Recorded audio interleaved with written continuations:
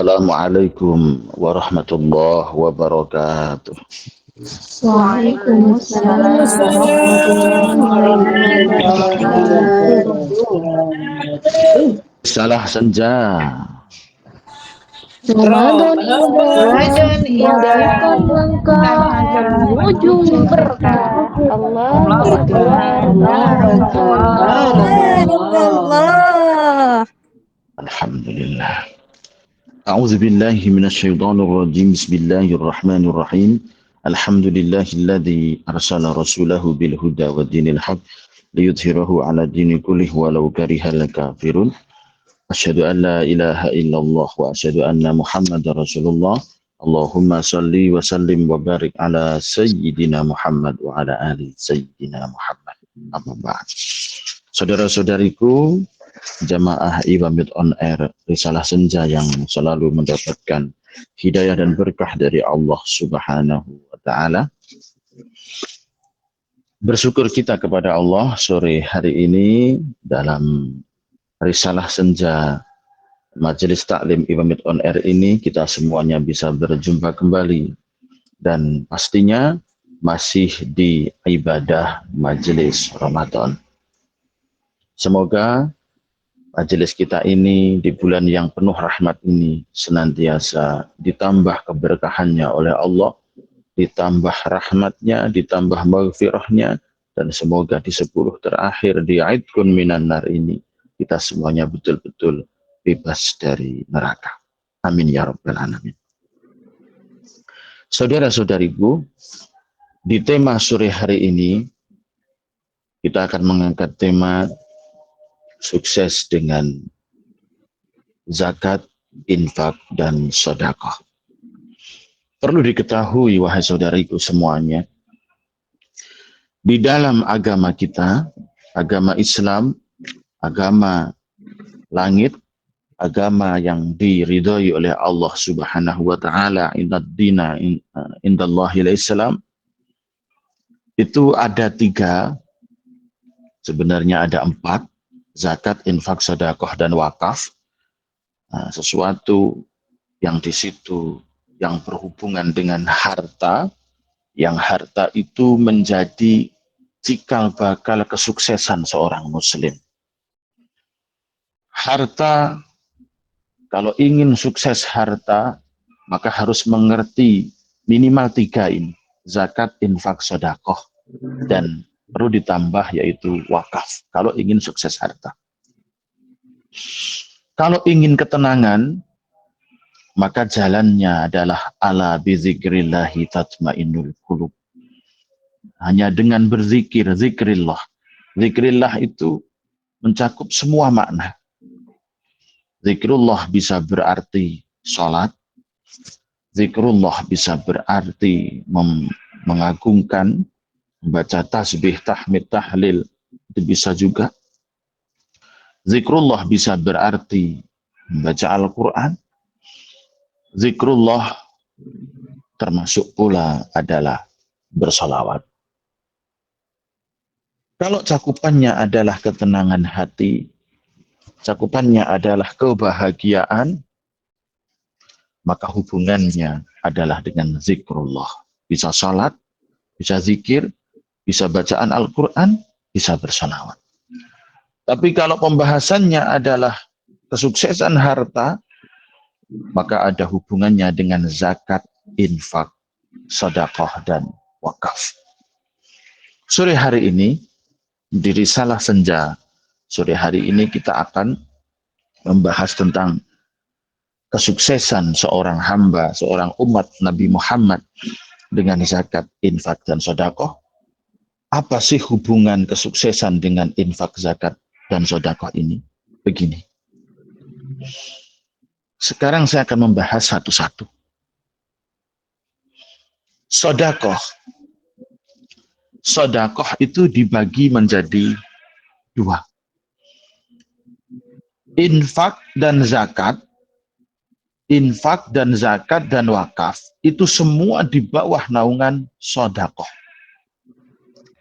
Jadi sedekah ini bentuk umum dari segala sesuatu kebaikan yang diberikan seorang Muslim.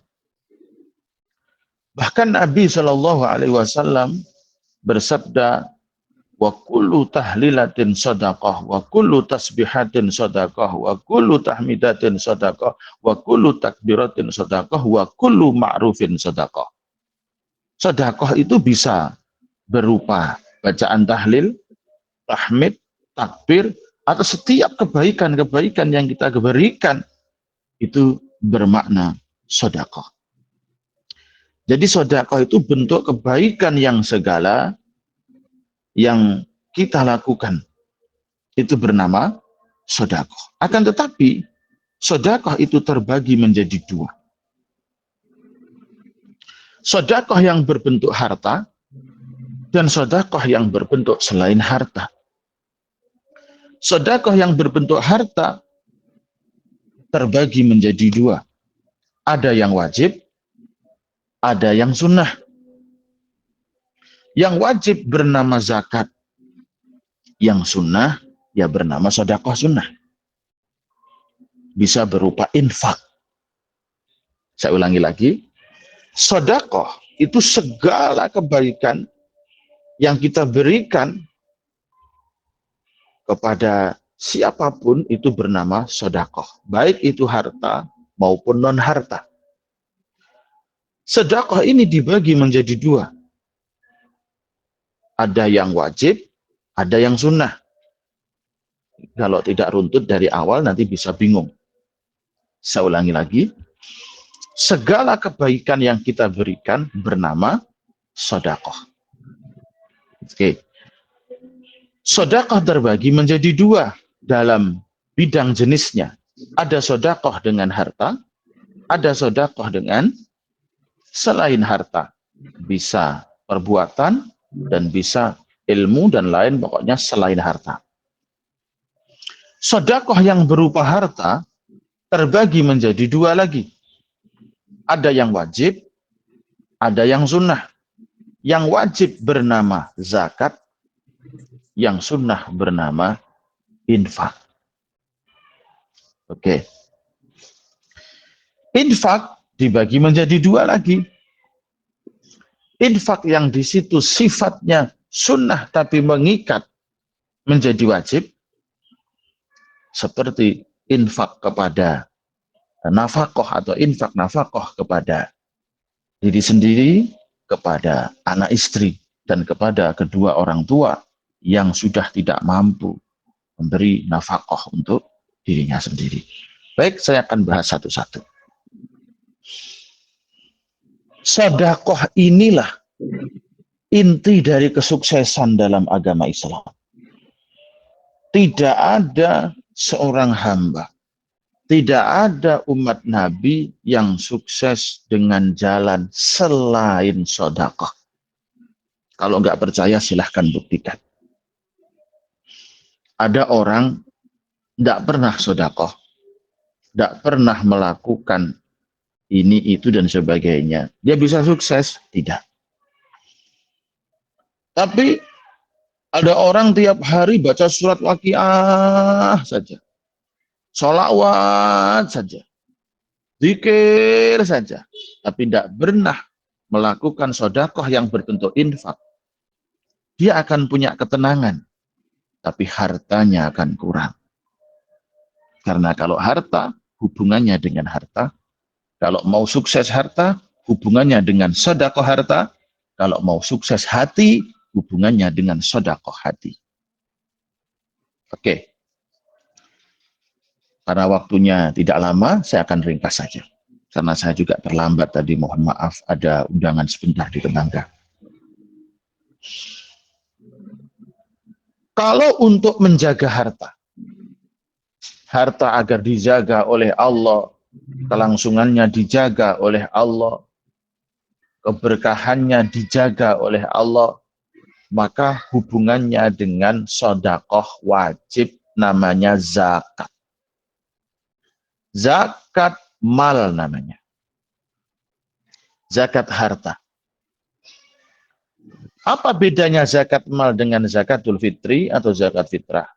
Zakat mal adalah zakat yang di situ hubungannya dengan harta yang sudah mencapai nisab dan ketentuan-ketentuan tertentu seperti haul bagi harta tijarah dan emas, atau sampai nisab dengan hewan ternak, biji-bijian. Sedangkan zakat fitrah adalah zakatun nafas, zakat penyucian jiwa. Ini tidak tergantung dengan nisab. Ini hubungannya dengan seseorang yang berpuasa Ramadan. Seseorang yang berpuasa Ramadan lalu menemui malam hari raya, dan di malam hari raya itu dia mempunyai kelebihan nafkah untuk dirinya dan orang yang wajib ditanggungnya, maka wajib mengeluarkan zakatul nafas atau zakatul fitri. Beda dengan zakat mal. Maka jangan samakan zakat fitrah dengan zakat mal. Kalau zakat mal, konteksnya adalah innamas shadaqatu lil fuqara wal masakin. 8 asnaf yang dituturkan di dalam Al-Quran. Itu kalau zakat mal.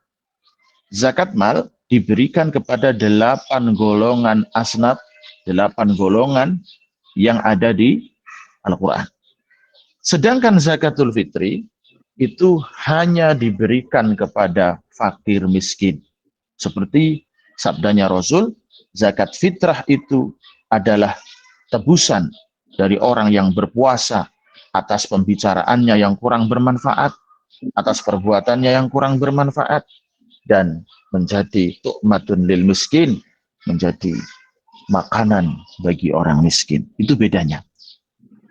Kalau zakat fitrah diberikan kepada fakir miskin saja, sedangkan zakatul mal diberikan kepada 8 asnaf.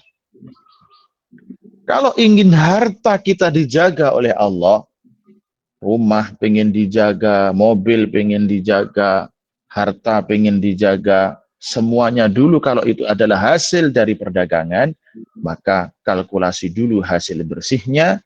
Kalau itu adalah harta, maka keluarkan zakat malnya 2,5% dari total harta yang kita punya. Tapi kan tidak hanya sekedar pengen dijaga Pak Ustadz. Ini pengen ditambah, pengen ditambah, pengen ditambah. Kalau niatnya pengen ditambah, selain mengeluarkan zakat, sodakoh yang wajib namanya zakat, di dalam Al-Quran, innamas sodakoh itu maksudnya sodakoh wajib, namanya zakat. Nanti ada sodakoh sunnah yang berupa harta, berupa infak. Nah, kalau pengen ditambah, kalau hanya sekedar pengen dijaga, tapi tidak tambah-nambah, ini hubungannya dengan zakat. Tapi kalau ingin bertambah, maka hubungannya dengan sedekah sunnah bernama infak. Siapa yang diberi? Bukan 8 asnaf. Kita pindah ayat. Pindah ayatnya Allah. Yas'alunaka madza yunfikun. Qul ma anfaqtum min khairin falil walidaini wal aqrabin wal yatama wal masakin wa banis sabil. Yas'alunaka madza yunfikun. Kalau hubungannya dengan sedekah sunnah, maka hubungannya dengan infak. Kalau pengen harta ditambah, maka yang diberi bukan innamas shadaqatu lil fuqara wal masakin, bukan. Yang pertama kita beri adalah lil walidaini, kepada kedua orang tua.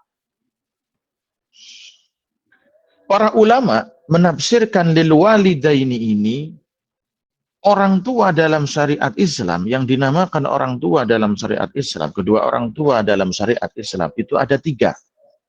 Satu, orang tua yang melahirkan kita, orang tua yang anaknya diberikan kepada kita. Siapa itu? Mertua. Dan yang ketiga adalah orang tua yang mendidik sukarela ilmu syariat kepada kita. Siapa itu? Guru syariat. Nah, 3 orang tua Ini termasuk lil walidaini yang pertama.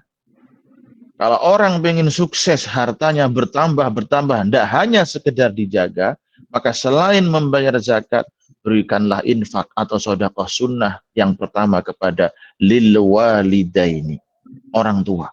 Orang tua yang melahirkan, orang tua yang anaknya diberikan kepadamu, dan orang tua yang memberikan ilmu syariatnya kepadamu. Kemudian yang kedua, wal aqrabin. Aqrabin ini siapa? Orang-orang yang dekat. Orang-orang yang dekat itu terbagi juga menjadi tiga. Yang dekat secara urutan saudara, urutan darah, urutan nasab, siapa itu? Saudara kandung kita. Kalau ada saudara kandung kita yang kekurangan, maka dahulukan saudara kandung yang kekurangan. Kalau masalah orang tua tadi, kalau orang tua sudah tidak bisa memberikan nafkah, maka wajib bagi anaknya. Tapi kalau orang tua masih bisa memberikan nafkah untuk dirinya sendiri, hukumnya sunnah. Yang kedua adalah aqrabin. Aqrabin ini terbagi menjadi tiga. Dekat secara nasab, yaitu saudara kandung kita yang kurang mampu. Kalau kita punya saudara kandung yang betul-betul miskin, kurang mampu, maka dahulukan aqrabin setelah orang tua. Kemudian akrab secara jarak, yaitu rumah. Siapa itu? Tetangga. Akrab secara jarak, rumah. Yang ketiga adalah akrab secara hubungan persaudaraan. Hubungan ukhuwah. Siapa itu? Teman-teman, sahabat-sahabat kita yang di situ setiap hari susah senang dengan kita. Besti namanya. Apa namanya? Brother namanya. Atau ya seperti ini dalam satu grup, satu apa namanya, ini akrab. Akrab terbagi menjadi tiga tadi. Akrab secara nasab, akrab secara jarak rumah, dan akrab secara ukhuwah. Kemudian setelah lil walidaini wal aqrabin wal yatama, kemudian baru anak-anak yatim. Anak-anak yatim yang pastinya kurang mampu. Bukan anak-anak yatim yang orang tuanya meninggalkan waris yang kaya raya, bukan. Akrab pun juga seperti itu. Orang-orang terdekat itu adalah orang-orang terdekat yang kurang mampu. Kemudian baru wabnis sabil, baru orang-orang yang di situ dalam perjalanan yang kekurangan bekal. Maka kalau Anda ingin hartanya bertambah, kata Rasulullah, ya la yang khusus sedekah, la yang khusul mal bisedekah. Tidak akan pernah berkurang harta dengan sedekah. Yang ada illa yasdad, kecuali bertambah, illa yasdad, kecuali bertambah, illa yasdad, kecuali bertambah. Maka disinilah kunci bertambahnya keberkahan harta seseorang, yaitu dengan setelah menjalankan sedekah wajibnya berupa zakat, maka dia bisa mengalokasikan sebagian wa mimma razaqnahum yunfiqun, dan sebagian dari harta yang aku berikan kepadanya dia infakkan. Maksudnya infak di sini adalah sedekah sunnah. Maka kepada siapa kalau kita menginfak? Yang pertama adalah kepada kedua orang tua, orang yang melahirkan kita, orang yang anaknya diberikan kepada kita, dan orang yang mengajari ilmu-ilmu syariat kepada kita. Pada aqrabin, orang yang saudara kita, yang membutuhkan, yang miskin. Tetangga kita yang miskin. Dan orang-orang terdekat kita, handai tolan sahabat yang miskin. Kemudian anak-anak yatim. Dan kemudian ibnu sabil. Ini kunci bertambahnya harta. Kalau zakat, janjinya Allah, harta kita dijaga dari segala musibah, tapi tidak ada janji untuk bertambah. Tapi kalau sedekah sunnah berupa infak, janjinya adalah ditambah, ditambah, dan ditambah. Saudara-saudariku yang selalu mendapatkan hidayah dan berkah dari Allah Subhanahu wa Ta'ala. Jadi, kalau pengen sukses bertambah harta, jalankan sedekah sunnah, tapi ingat, namanya infak atau nafkah. Tapi ingat, setelah menjalankan kewajiban sedekah wajib berupa zakat. Tapi kan orang tidak hanya ingin sukses secara lahiriah, Pak Ustadz. Tidak hanya ingin sukses secara materi, tapi juga ingin sukses secara hati, secara bahagia. Lakukan sodakoh yang bukan harta. Apa itu? Salat, zikrullah bermakna salat. Seperti dalam surat Jum'ah. Wa idza nudiyatis salati min yaumil jum'ah. Apa namanya? Wa idza qudiyatis salatu min yaumil jum'ah fas'au ila dzikrillah. Jadi wa idza nudiyatis salatu min jum'ah fas'au ila dzikrillah. Maka segeralah untuk berzikrillah. Apa namanya? Salat. Perbaiki salat. Kalau pengen bahagia, perbaiki salat. Tapi kalau pengen kaya, perbaiki salat. Gak jalur, bos. Gak jalur. Banyak orang di luar sana yang gak salat kaya raya. Banyak juga saudara kita yang sholatnya begitu banget bagusnya. Kehidupannya gitu-gitu saja. Karena bukan jalurnya. Allah tidak menjanjikan zikrullah supaya kaya nggak ada. Tapi yang ada dengan zikrullah, hati menjadi damai. Bahagia diberikan. Karena banyak orang yang hartanya kaya raya, tapi kehidupannya penuh dengan masalah tidak bahagia. Kalau ingin bahagia, yang perlu diperhatikan adalah perbaiki sholat. Perbaiki waktu sholat, perbaiki kualitas sholat. Yang kedua, perbaiki baca Al-Quran. Perbaiki zikir-zikir kita.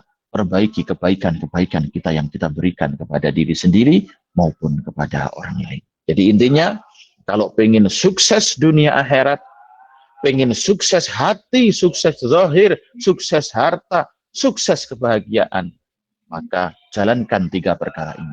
Jalankan sedekah. Baik sedekah wajib yang bernama zakat, maupun sedekah sunnah yang berupa infak. Kalau hubungannya dengan harta, kalau hubungannya dengan kebahagiaan, jalankan sedekah. Yang wajib berupa salat 5 waktu, yang sunnah berupa salat-salat sunnah, membaca Al-Quran, zikir-zikir, bersolawat, dan perbuatan-perbuatan yang lain yang kita berikan kepada diri sendiri maupun kepada sesama muslim. Saudara-saudariku tercinta, risalah senja yang selalu mendapatkan hidayah dan berkah dari Allah. Itu saja yang bisa saya sampaikan sore hari ini. Mohon maaf atas segala kekurangan. Sampai jumpa di lain waktu. Usikum wa nafsi bitaqwallah. Wal afu minkum. Assalamualaikum warahmatullahi wabarakatuh. Waalaikumsalam warahmatullahi wabarakatuh. Alhamdulillahirrahmanirrahim. Nggih, apa niki masih ada waktu untuk tanya jawab nggih? Monggo. Nggih. Nggih, monggo dari jamaah yang ingin bertanya pada sore hari ini maghrib kurang lebih masih ada waktu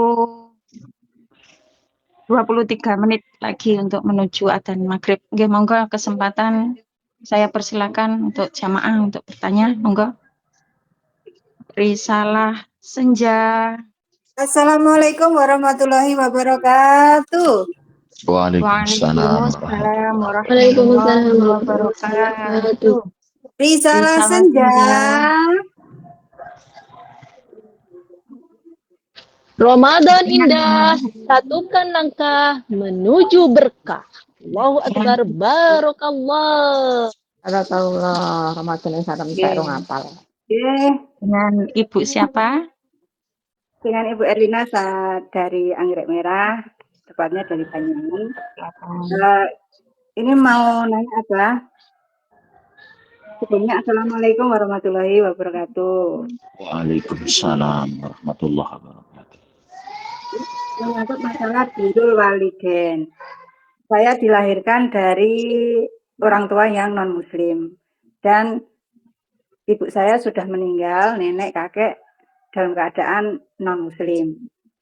Terus bagaimana cara saya untuk birrul walidain di orang tua yang non-muslim, di nenek moyang yang non-muslim. Begitu saja, terima kasih atas jawabannya dan nasihatnya. Matur sembah nuwun. Assalamualaikum warahmatullahi wabarakatuh.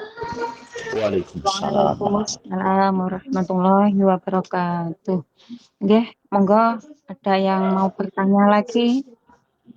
Assalamualaikum warahmatullahi wabarakatuh. Waalaikumsalam. Waalaikumsalam warahmatullahi Waalaikumsalam warahmatullahi wabarakatuh. wabarakatuh. Risalah senja Ramadan indah, satukan langkah menuju berkah. Allah Akbar, barakallah. Barakallah dengan Ibu Aisyah dari keluarga Melati. Dan ini ada pertanyaan titipan ya, Bah. Pertanyaan seperti ini. Apakah orang yang pikun itu berkewajiban membayar fidyah? Demikian pertanyaannya. Atas jawabannya saya ucapkan terima kasih. Wassalamualaikum warahmatullahi wabarakatuh. Waalaikumsalam warahmatullahi Waalaikumsalam wabarakatuh. Ya, sementara dua dulu, Ibu. Oke, moga. Bismillahirrahmanirrahim. Subhanaka la ilma lana illa ma 'allamtana innaka antal alimul hakim. Pertanyaan yang pertama, bagaimana cara birrul walidain kita kepada kedua orang tua yang sampai mati beliau-beliau belum mendapat hidayah Islam? Baik. Pada zaman Rasulullah SAW, banyak sahabat yang kedua orang tuanya meninggal dalam keadaan belum dapat hidayah Islam. Banyak sekali. Lalu adalah salah satu sahabat yang bertanya kepada Rasul, "Ya Rasulullah, bagaimana aku," sama seperti ibu tadi pertanyaannya, "bagaimana aku bisa berbuat baik atau setelah orang tuaku meninggal dalam keadaan belum dapat hidayah Muslim?" Maka jawab Rasulullah adalah, "Cukuplah engkau menyambung persaudaraan dengan yang masih hidup atas saudara." Jadi kalau engkau mendapatkan saudara ketika masih hidup dari orang tuamu yang meninggal, mungkin ada kakak, adik, itu semuanya, itu cara berbuat baik, yaitu dengan cara membantu mereka, berbuat baik kepada mereka, menjaga hubungan atas mereka. Itulah cara birrul walidain ketika orang tua yang telah meninggal dalam keadaan belum mendapatkan hidayah Islam. Itu jawabnya Rasul Shallallahu Alaihi Wasallam. Tidak sama dengan orang tua yang meninggal mendapat hidayah Islam. Mungkin bisa dibacakan Al-Quran, zikir dan sebagainya. Tidak sama. Maka hanya sebatas cukup yang masih hidup dari hubungan orang tua, yaitu adik, saudara kandung, atau saudaranya orang tua, ada Pak D, Bule, Pak Le, dan sebagainya yang masih hidup itu. Semuanya disambung persaudaraannya dengan balutan silaturahim. Seperti itu, Ibu. Jadi itulah jawaban ketika sahabat bertanya kepada Rasul Shallallahu Alaihi Wasallam. Wallahu a'lam bishawab. Jawabannya seperti itu. Yang kedua, yang kedua, apakah orang yang pikun wajib membayar fidyah? Iya. Zakatul fitri berbeda dengan zakatul mal. Sudah saya jelaskan tadi. Zakat harta itu bagi orang yang hartanya mencapai ukuran wajib mengeluarkan zakat. Berbeda dengan zakatul fitrah atau zakatul fitri, yaitu setiap orang yang muslim. Setiap orang muslim wajib membayar zakatul fitri. Pastinya yang berpuasa. Nah, orang yang sudah pikun maka tidak diwajibkan puasa, tapi pengganti dari puasa namanya fidyah. Namanya fidyah. Jadi orang yang sudah tua renta, yang sudah tidak mampu puasa, atau orang yang sakit menaun, yang diperkirakan penyakitnya sudah tidak bisa sembuh, maka wajib membayar fidyah. Satu harinya memberikan makan kepada satu orang miskin, atau dalam ukuran fikih satu mud. Satu mud itu kalau dikonversikan dalam beras itu 6,75 ons, atau dibulatkan menjadi 7 ons beras per hari. Nah, karena kewajiban puasa padanya, karena tidak mampu, tetap wajib hukumnya. Cuman diganti kewajiban itu dengan membayar fidyah. Seperti sholat 5 waktu. Sholat 5 waktu itu wajib bagi siapapun ketika masih berakal. Kalau tidak mampu berdiri maka dengan duduk. Kalau tidak mampu duduk maka dengan berbaring. miring. Kalau tidak mampu berbaring miring, maka dengan tidur terlentang. Kalau untuk terlentang, di tangannya dibaca bergerak, tapi mata dan akal masih normal, maka tetap wajib menjalankan sholat lima waktu. Seperti halnya puasa Ramadan. Wajib semua umat Islam yang sudah akil balik wajib menjalankan puasa Ramadan. Kecuali satu orang yang sudah tua renta, tidak mampu untuk menjalankan puasa Ramadan, maka wajib membayar fidyah. Atau orang yang sakit, yang sudah tidak diharapkan kesembuhannya, maka wajib membayar fidyah. Maka kemudian ibu hamil yang takut akan kesehatan anaknya saja, bukan dirinya, maka juga wajib membayar fidyah sekaligus qada puasanya. Kan tetapi ketika sudah tua renta hanya sekedar membayar fidyah, tidak wajib mengqada puasa, dan semuanya wajib membayar zakatul fitri, zakat jiwa namanya, bukan zakat mal. Beda urusannya. Itu. Wallahu a'lam bishawab. Satu lagi pertanyaan? Monggo jamaah. Saya tambah, mohon maaf, saya tambah. Jika mohon maaf saya tambah biar jelas. Mohon maaf ya, saya tambah biar jelas. Untuk dari mana membayar zakatul fitrinya, maka keterangannya sama. Jika orang tua yang sudah tua renta atau sudah pikun atau apa namanya tua renta namanya, sudah tua renta. Itu kalau malam hari raya Idul Fitri, hartanya orang tua itu punya harta melebihi dari nafkah di malam Idul Fitri, maka wajib membayar zakatul fitri. Seperti itu. Tapi kalau memang tua renta itu tidak punya harta sama sekali, dibuat makan aja nggak punya, rumah nggak punya, tanah nggak punya, motor nggak punya, memang betul-betul nggak ada, maka dia tidak termasuk orang yang tidak wajib membayar zakatul fitri. Wallahu a'lam bishawab. Baik, yang bertanya tadi Ibu. Waalaikumsalam warahmatullahi wabarakatuh. Gimana? Waalaikumsalam warahmatullahi wabarakatuh. Oke, satu pertanyaan lagi, monggo. Tadi Bunda Siti Romalah, dipersilakan. Assalamualaikum warahmatullahi wabarakatuh. Mau Warahmatullahi wabarakatuh. Mau menambahkan sedikit itu tadi waktunya itu harus setiap hari atau sampai akhir atau menjelang hari raya. Apanya untuk Ibu? Untuk fidyah tadi. Iya. Terima kasih. Assalamualaikum warahmatullahi wabarakatuh. Waalaikumsalam warahmatullahi wabarakatuh. Langsung saja Ibu untuk menyingkat waktu. Membayar fidyah itu per harinya 1 mud. Kalau dikonversikan dalam beras 6,75 ons atau 7 on, kurang sedikit banget, atau dibulatkan 7 on. Cara membayarnya sama dengan cara membayar zakatul fitri. Boleh takjil, boleh dikumpulkan jadi satu, dibayarkan jadi satu, boleh setiap hari 7 on, boleh seperti itu cara membayarnya. Tertera di dalam kitab Kifayatul Ahyar namanya, cara membayarkan fidyah itu boleh setiap hari 7 on, setiap hari 7 on boleh, dan boleh dikumpulkan. Kalau memang sudah nggak mampu boleh dikumpulkan. Berarti 7 on kali puasanya Ramadan. Kalau puasa Ramadan bulannya 29 kali 29, kalau 30 kali 30. Seperti itu Ibu. Wallahu a'lam bishawab. Mungkin ada satu lagi, masih ada waktunya. Iya. Monggo jamaah, satu lagi pertanyaan.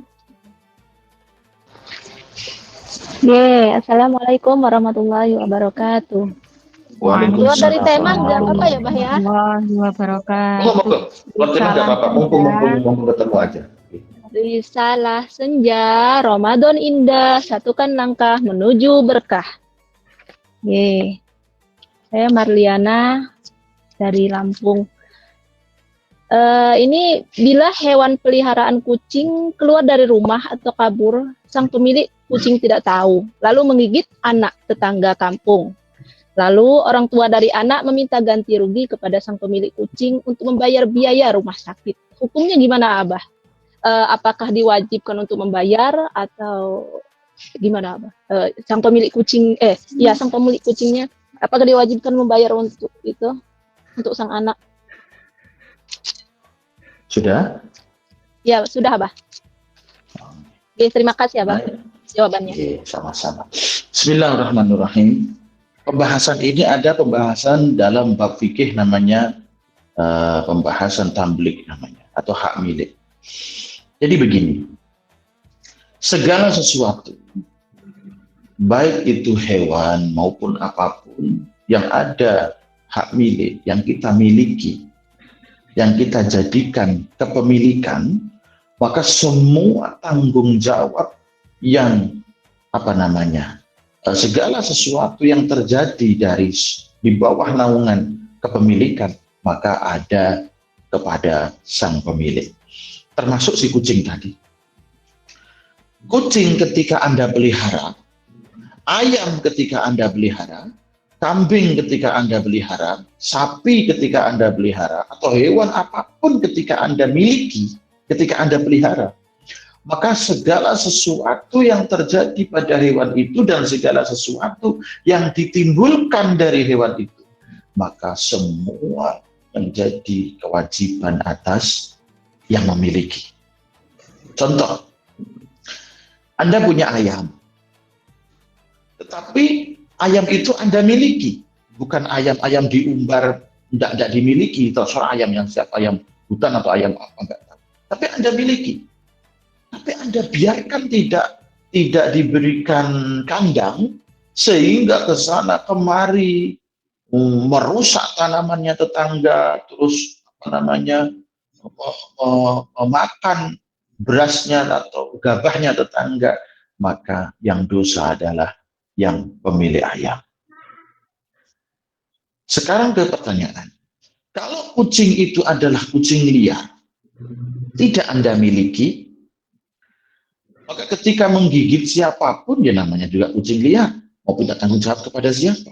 Tapi kalau hewan itu Anda miliki, dan Anda teledor, Anda gegabah, tidak memberikan kandang, sehingga kucing itu kemana-mana, mencuri ayam, ayam goreng, ada loh, saya pernah dilapori, satu punya kucing, tiap malam itu nyuri daging ayam tetangga sebelah, karena tetangga sebelah itu penyembelihan ayam itu. Bagaimana hukumnya? Ya hukumnya sama, karena Anda trader atau Anda gegabah dalam memiliki hewan. Itulah beratnya ketika kita memiliki hewan. Bisa dipahami ya? Berbeda Iya, dengan Abah, tidak matur memiliki. suwun. Saya kasih contoh lagi. Iya, Umpamanya Anda punya kambing, dibuatkan kandang kan? Tiba-tiba kandangnya itu Anda lupa mengunci. Kambingnya keluar, makanlah tuh tanaman bunga-bunga tetangga. Ya kena denda dong. Salahnya sendiri, kenapa? Dimiliki. Maka kalau kita memiliki hewan, kambing, ayam, kucing atau apapun, maka kita harus siap dengan risiko yang ditimbulkan dari apa yang kita miliki tadi. Sama seperti, nggak cuma hewan loh ya, seperti anak kecil, seperti anak kita umpamanya. Anak kita, kalau anak manusia itu dibeda-bedakan. Kalau manusia yang belum berakal, itu semua tanggungannya kepada kedua orang tuanya. Tapi kalau sudah berakal, maka kepada dirinya sendiri.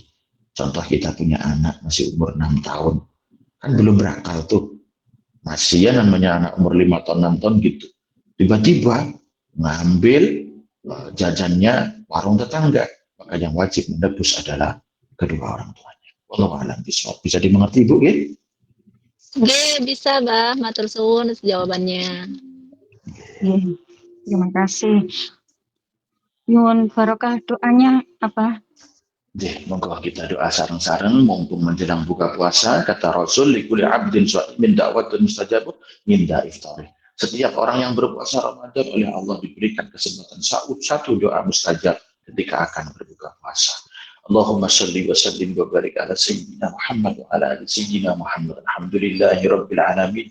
Ya Allah, Allahumma inna nas'aluka bihaqqi nabiyina al-Mustafa Nabi Muhammad. Ya Allah, antaghfira dzunubana wa liwalidina warhamhum kama rabbana shighara. Allahumma taqabbal salatana wa siyamana wa ruku'ana wa sujudana wa tazarru'ana wa takhassu'ana wa jama'i ibadatina fi hadhihi sahri Ramadan ya Allah.